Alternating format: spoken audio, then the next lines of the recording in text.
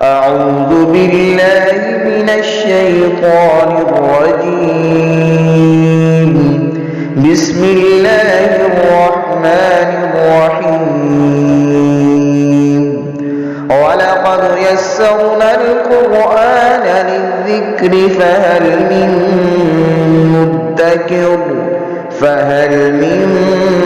مدكر.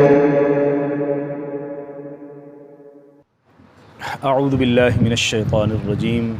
بسم اللہ الرحمن الرحیم. سورہ بقرہ کی 208 نمبر آیہ مبارکہ. اعوذ باللہ من الشیطان الرجیم. بسم اللہ الرحمن الرحیم. یا ایہا الذین آمنوا ادخلوا فی السلم کافہ ولا تتبعوا خطوات الشیطان انہ لکم عدو مبین.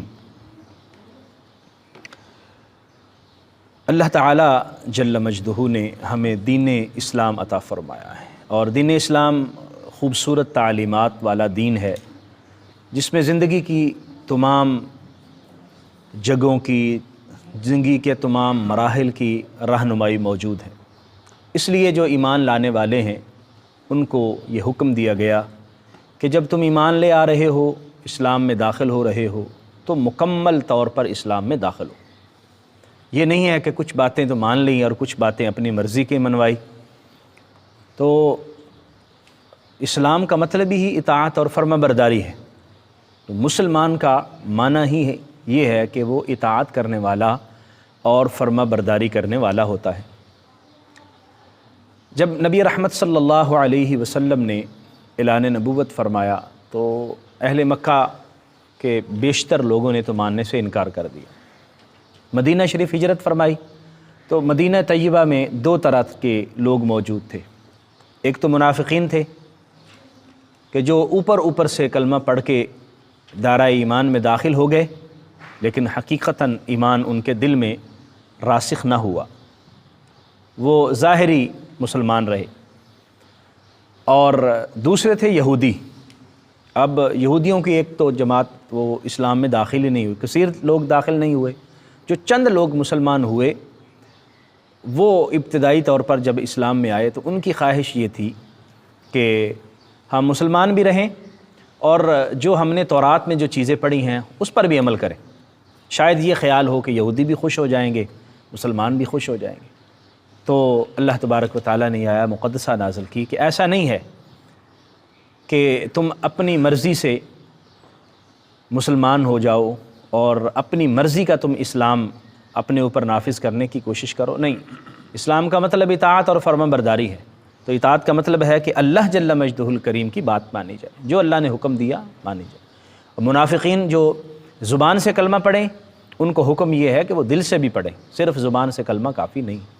اور جو یہود ایمان لے کے آئیں ان کے لیے حکم یہ ہے کہ تم تورات کو چھوڑ دو، وہ منسوخ ہو چکی ہے. اور تورات کی تعلیمات نبی رحمت صلی اللہ علیہ وآلہ وسلم کی تعلیمات سے پہلے تک چلتی رہیں. اب قرآن آ گیا ہے، اب قرآن کا جو حکم ہے اس کو مانا جائے گا. یا ایھا الذین آمنوا، اے وہ لوگو جو ایمان لائے ہو، ادخلوا فی السلم کافہ، اسلام میں مکمل طور پر داخل ہو جاؤ. ولا تتبعوا خطوات الشیطان، اور شیطان کے قدموں کی اتباع مت کرو، شیطان کے نقش قدم پر مت چلو. انہ لکم عدو مبین، بے شک وہ تمہارے لیے کھلا دشمن ہے. یعنی یہ تصور اور یہ خیال ذہن میں بٹھانا کہ کچھ باتیں میں اسلام کی مان لوں اور باقی چھوڑ دوں، یہ تصور شیطانی تصور ہے. شیطان کا کام یہ ہے کہ وہ دین اسلام کی تعلیمات سے ہمیں دور کرنے کی کوشش کرتا ہے اور وہ اس میں کامیاب بھی ہو جاتا ہے. اس لیے جب ہم مسلمان ہیں تو ہم مکمل طور پر مسلمان بنیں، ظاہری طور پر بھی، باطنی طور پر بھی، حقیقی طور پر بھی نبی رحمت صلی اللہ علیہ وسلم کی تعلیمات کو فالو کریں. یہاں پر جو کمزور، عملی طور پر کمزور مسلمان ہیں ان کو بھی متنبہ کیا جا رہا ہے کہ دیکھو یہ نہیں ہے کہ 2 نمازیں پڑھ لیں اور 3 چھوڑ دیں، اور 3 پڑھ لیں اور 2 چھوڑ دیں. روزہ رکھا مرضی ہے، رکھ لیا، نہیں رکھا تو نہ رکھا. اسی طرح باقی تعلیمات ہیں. چلیں جو ہے میں روزہ رکھ لیتا ہوں، نماز پڑھ لیتا ہوں، لیکن زکوٰۃ نہیں ادا کی جاتی، یہ نہیں۔ اچھا چلیں یہ بھی کر لیتا ہوں، لیکن حج کرنے کے لیے مجھ سے وہاں نہیں جایا جاتا، پیسے بھی لگتے ہیں اور سفر بھی کرنا پڑتا ہے، یہ نہیں۔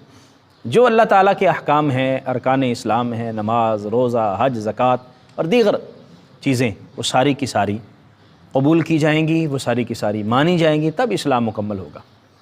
اور اس آیہ مقدسہ سے ایک اور بات بھی سمجھ آتی ہے، وہ یہ کہ کچھ لوگوں کا خیال رہا ہے، پہلے بھی آج بھی، اکبر بادشاہ کے دور کے اندر یہ خیال رائج کرنے کی کوشش کی گئی کہ ہم یہاں اکٹھے رہتے ہیں جی، یہاں ہندو بھی رہتے ہیں، یہاں دیگر مذاہب کے سکھ بھی رہتے ہیں، یہ بھی رہتے ہیں، کچھ ان کے مذہب کی چیزیں لے لیں، کچھ ادھر سے لے لیں، کچھ ادھر سے لے لیں، تو پلورلسٹک سوسائٹی ایک بنا لیں۔ پلورلزم اس کو کہتے ہیں کہ سب کا ملغوبہ لے لیا جائے، سب کی سبھی ٹھیک ہیں جی، کچھ ادھر سے لے لی چیزیں، کچھ ادھر سے لے کر ہم جو ہے وہ ایک دین بنا لیں۔ تو دین اکبری یہی چیز تھی، اور اس نے کہا کہ ہم لا الہ الا اللہ بھی ٹھیک ہے، لیکن آگے خلیفت اکبر خلیفت اللہ کر لیں وغیرہ وغیرہ، یعنی کچھ ادھر سے لے لیں، کچھ باقی چیزیں لے لیں، لیکن اسلام اس کو قبول نہیں کرتا۔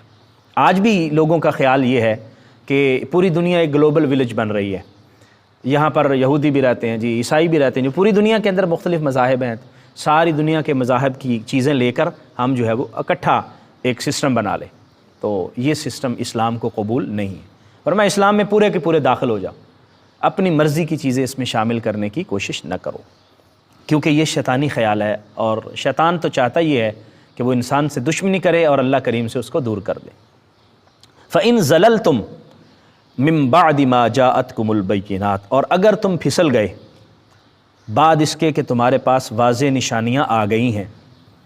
نبی کریم صلی اللہ علیہ وآلہ وسلم نے ہمیں معجزات دکھائے، آپ کے معجزات ہم تک پہنچے، لوگوں نے دیکھے، اور جو پہلے مخاطب ہیں اس آیہ مقدسہ کے صحابہ کرام، ان کو بتایا جا رہا ہے کہ تم نے تو واضح نشانیاں دیکھی ہیں، تم نے تو ان کے ہاتھوں سے پانی رواں ہوتا ہوا بھی دیکھا ہے، تم نے ان کی انگلی سے چاند کو جھولتے ہوئے بھی دیکھا ہے، تم نے مردوں کو زندہ ہوتے ہوئے بھی دیکھا ہے، تم نے جانوروں کو پاس آ کے سجدہ کرتے ہوئے بھی دیکھا ہے، درختوں کو سجدہ کرتے ہوئے دیکھا ہے، یعنی یہ سارے معجزات تم نے دیکھ لیے، اس کے بعد بھی اگر تم پھسل گئے تو فَاعْلَمُوا، تو جان لو، ان اللہ عزیز حکیم، اللہ تعالیٰ غالب ہے اور حکمت والا ہے۔ غلبہ اسی کو حاصل ہے، وہ ہر چیز پر قادر بھی ہے اور غالب بھی ہے، کوئی چیز بھی ہی اس سے بلند و برتر نہیں ہو سکتی، سب اس کی محکوم ہے، ساری اس کی مخلوق جو ہے تو محکوم بھی ہیں۔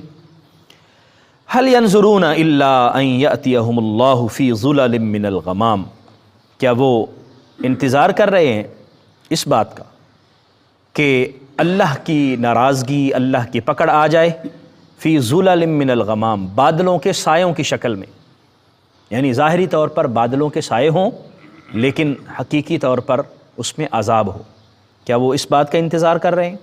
والملائکہ، اور فرشتے آ جائیں اللہ کی پکڑ لے کر، اللہ کا عذاب لے کر، وقضی الامر، اور فیصلہ کر دیا جائے، وإلی اللہ ترجع الامور، اور اللہ ہی کی طرف تمام امور لوٹ رہے ہیں۔ مفسرین کرام فرماتے ہیں کہ ان آیات مقدسہ میں خطاب اہل یہود کو بھی واضح طور پر کیا گیا، یعنی ان کو یہ بتایا گیا کہ تم دیکھو ماضی کے اندر حضرت موسیٰ علیہ السلام کے دور میں اللہ تعالیٰ نے کتنی نعمتیں نازل کی تھیں، ان کو کتنی نشانیاں انہوں نے دیکھی تھی، اور کس قدر بار بار اللہ کی طرف سے انعامات ان کو ملتے رہے۔ انہوں نے من و سلویٰ بھی اترتے ہوئے دیکھا، انہوں نے فرعون کو تباہ و برباد ہوتے بھی دیکھا، انہوں نے اللہ جل مجدہ الکریم کے فضل اور کرم کی بار بار چیزیں دیکھیں، نشانیاں دیکھیں، لیکن اس کے باوجود وہ راہ ہدایت پر نہ آئے۔ تو کیا ہوا؟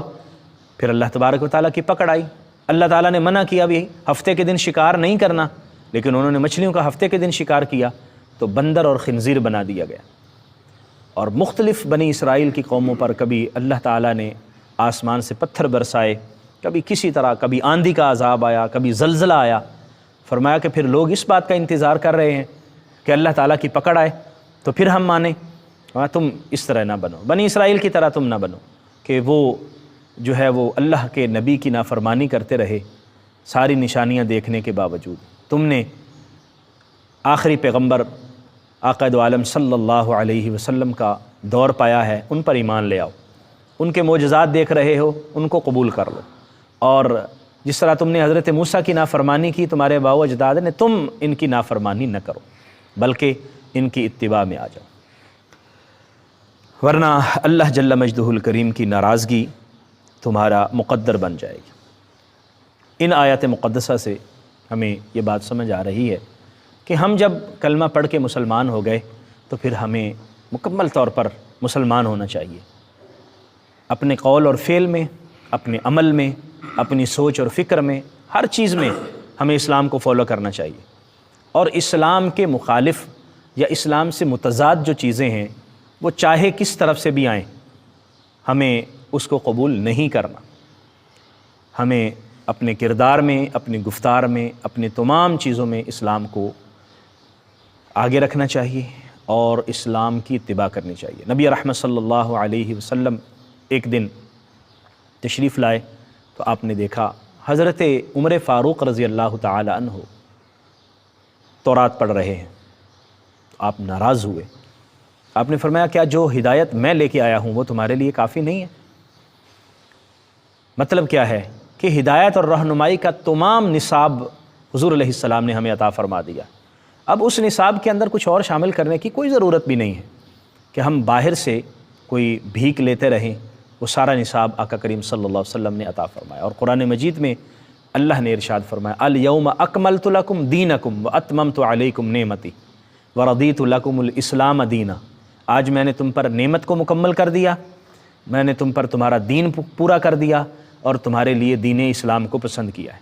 تو اللہ نے ہمارے لیے دین اسلام کو پسند کیا تو پھر ہم اسلام میں مکمل طور پر داخل ہوں، پورے کے پورے اسلام میں داخل ہوں۔ اس میں ہماری بہتری ہے، دنیا کی بہتری بھی اسی میں ہے، آخرت کی بہتری بھی اسی میں ہے۔ آقا کریم صلی اللہ علیہ وسلم نے جو اخلاقیات ہمیں سکھائیں ہمیں ان کو اپنانا چاہیے۔